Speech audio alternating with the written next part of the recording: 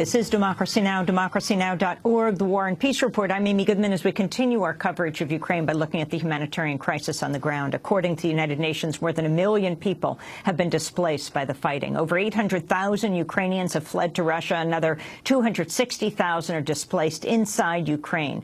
Joining us from Paris, France, is Ole Savang, senior emergency researcher for Human Rights Watch. He just returned recently from eastern Ukraine as the lead author of the new report, Ukraine, Rising Civilian Toll in Luhansk. The report details how both Ukrainian forces and Russian-backed rebels are contributing to the rising death toll in the besieged city, where many residents have not had electricity, gas, and running water for weeks. Also still with us, Jack Matlock, who served as U.S. ambassador to the former Soviet Union from '87 to '91. Ole Savang, talk about the situation on the ground right now and describe the map of Ukraine for us, where the crisis is. Well, Luhansk is a city that has been under siege by the Ukrainian army for several weeks now. It's held by the separatist forces. So it is a place that's difficult to get into. All communications are cut. And so we know less about what's going on in Luhansk than in other places. And that's part of the reason why we felt that it was so important to get there. And the interesting thing was that when you arrived in Luhansk in the afternoon, it seemed completely empty. It seemed like a ghost town. There was nobody in the street. But then in the morning, very early on, from around 6 o'clock in the morning, you would see dozens, hundreds of people lining up in the street at water and food distribution points. The city has not had running water. Most of the residents have not had running water for weeks. No electricity. And so the humanitarian situation there is quite difficult. They're running out of food, they're running out of fuel. But perhaps the biggest challenge for people living there, as they told us, was the ongoing bombardment, the ongoing shelling. Nearly daily there are strikes in the city, including in the city center, but particularly on the outskirts. And we saw that ourselves. And we looked into some of these strikes, and they appear to be indiscriminate. They are killing and injuring civilians. A morgue doctor there said that about 300 civilians had died in Luhansk city alone since the military operations started there in May. And if you could describe for us just where Luhansk and Donetsk is in relation to Russia, draw a word map for us. Sure. So both Donetsk and Luhansk are in eastern Ukraine. Donetsk is the bigger of the cities. Normally it has about 1 million inhabitants. Luhansk is about half that size, but Luhansk is much closer to the Russian border. It's fairly close there. And right now, when I was there, at least, the Ukrainian army had surrounded the city, Luhansk, and they were fighting, very intensive fighting on the outskirts. Now, in the recent, as we heard on the news, in recent days, the separatists have launched counteroffensives and taken back the airport, for example. But the situation there is still very difficult. Can you talk about the number of deaths and who is responsible for these deaths in the area? Well, it's difficult to establish with certainty how many civilians have suffered, how many civilians have been killed. And it's even more difficult to establish how many soldiers and fighter separatists have been killed. But our focus is on the civilians.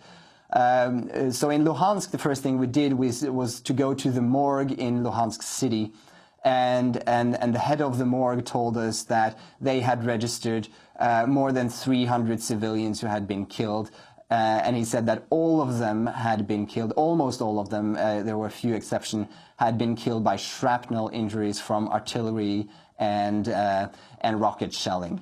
The morgue also was having difficulties operating without electricity. When we got there, there were 17 bodies lying outside on the lawn, and the morgue was hoping to get generators starting again, to get the fridges starting again. Who is responsible? In many cases, it's difficult to determine with certainty. I think there is, logically, if you look at the situation, the separatists are holding the city, the Ukrainian army is trying to retake the city. So logically, I think that there is an assumption that rockets, artillery shells that fall within the city come from the Ukrainian army. The Ukrainian government is claiming that these are rebels firing into their own areas. There might be cases of that, but in most of the cases we looked at, the evidence pointed to the Ukrainian army. For example, we know that the central market in Luhansk, it was hit by a shell that burned down the half of the market and killed 4 people. Right next to the central market is the headquarters of the separatists, which is a strong indication that that might have been the target of the Ukrainian army. And in this particular attack, they just missed and hit the central market instead. And the vast numbers of refugees, internal and those leaving Ukraine, Ole?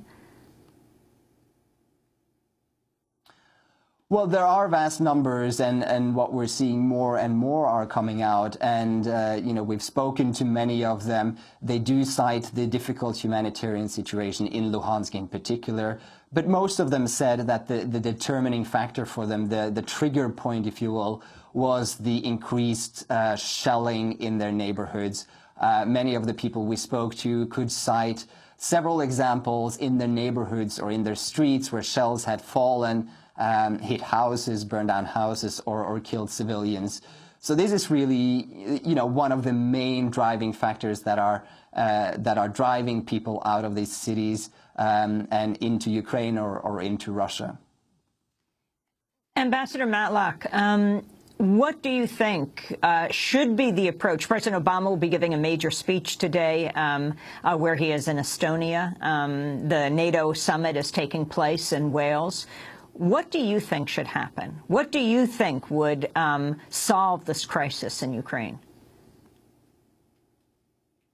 Well, I hope that the diplomatic efforts, the quiet diplomatic efforts, are going to start bearing some fruit.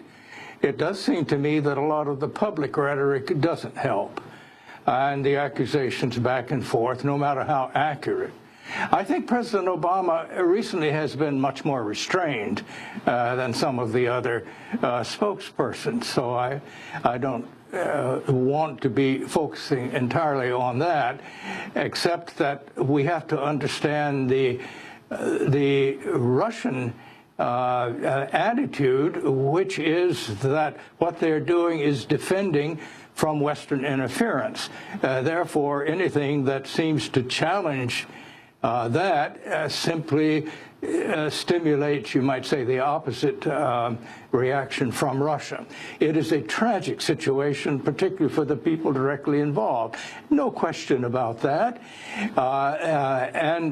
It's only going to be solved, I think, by negotiations where both the Russians and the Ukrainian government is reasonable in what they demand of the other and what they agree upon. There's going to have to be a settlement there between the two. That's where it has to be. And I think outsiders need to be a little careful that they don't seem to stimulate one side or the other to be more rigid than they should be. But I can't predict what's going to happen. What do you think Russia wants, Ambassador Matlock? It will be solved by a quiet compromise between Russia and the Ukrainian leaders. What does Russia want, Ambassador Matlock? I'm sorry? What does Russia want? What does Russia want? Yes.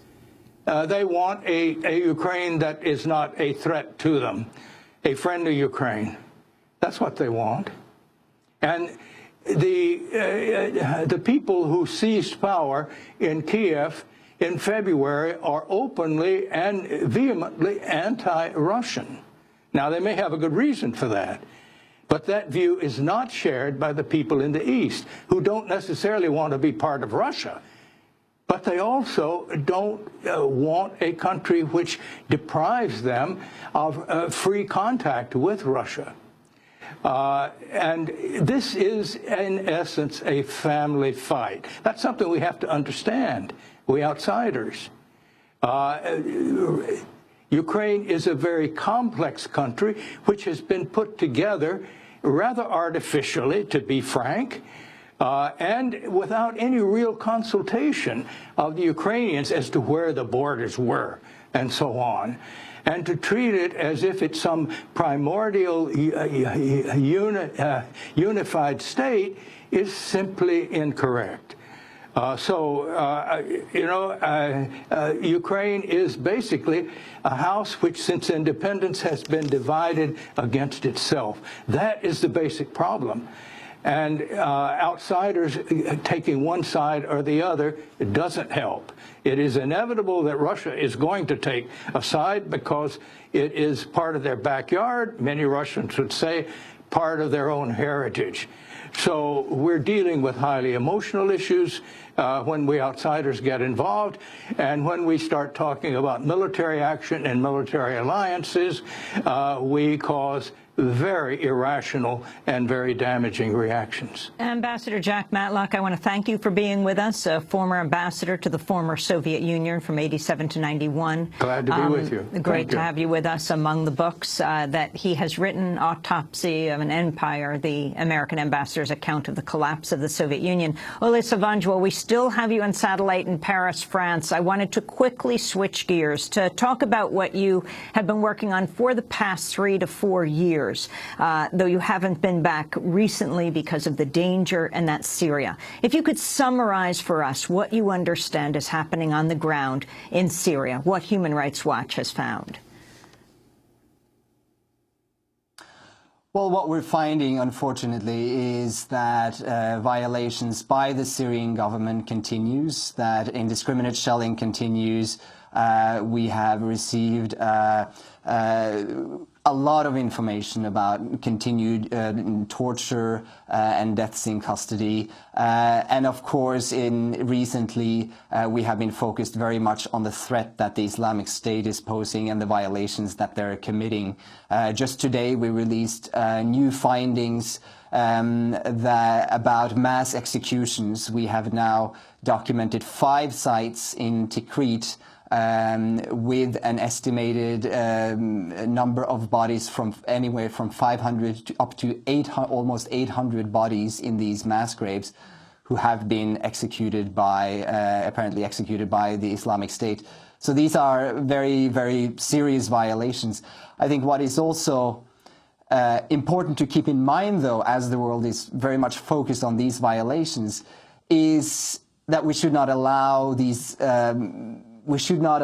violations to make us turn a blind eye to the violations committed by the Syrian government and by the Iraqi government and Shia militias. And there is an argument to be made that violations by these two governments contributed to the rise of Islamic State by antagonizing the Sunni population. So what Human Rights Watch is calling for is really to be principled in terms of condemning all human rights violations, no matter who is doing them, even in the face of the very horrific violations that we're seeing from the Islamic State. Ole Savange, I want to thank you for being with us. Senior emergency researcher for Human Rights Watch, returned recently from Ukraine as lead author of the report on Ukraine called Ukraine Rising Civilian Toll in Luhansk, who also has spent the last years looking at the situation in Syria. This is Democracy Now! When we come back, we stay in Iraq and Syria and on the Islamic State. We'll be joined by an Iraqi journalist as well as a spokesperson for the Committee to Protect Journalists. Stay with us.